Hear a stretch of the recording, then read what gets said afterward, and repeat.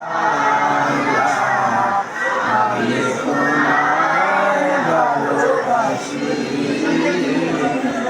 চিরদিন তোমার আকাশ, চিরদিন তোমার আকাশ, তোমার বাতাস আমার প্রাণে, তোমায় আমার প্রাণে বাজায় বাঁশি সোনার বাংলা।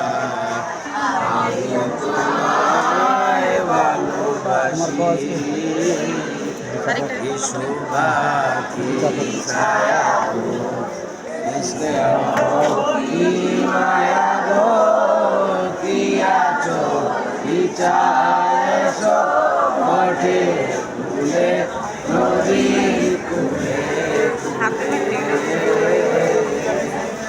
মুখের বাণী আমার কানে লাগে সুধার মতো,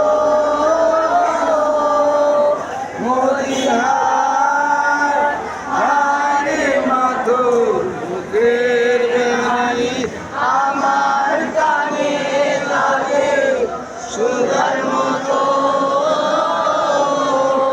মাতর মতন গাই হরিণ হলে আমি নয়ন, ও মায়া আমি নয়ন জলে বাসি সোনার বাংলা। আমি তোমায় ভালোবাসি।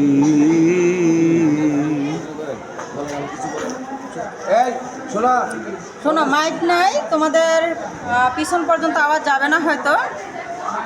আমি একটা হাদিস বলতেছি, যেটা নীতিবাক্য জাতীয় বিপরীতধর্মী হাদিস বলা হয় যেটাকে।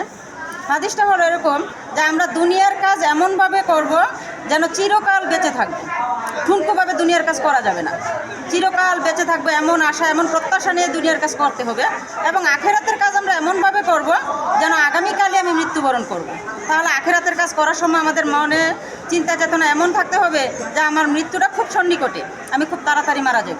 তাহলে কোনোটাকে অবহেলার দৃষ্টিতে বা চলে যাব বলে অনেকে বলো যে মরে যাব আর করব না, এরকম বলা যাবে না। দুটোটা খুব সঠিকভাবে করা লাগবে। কেমন?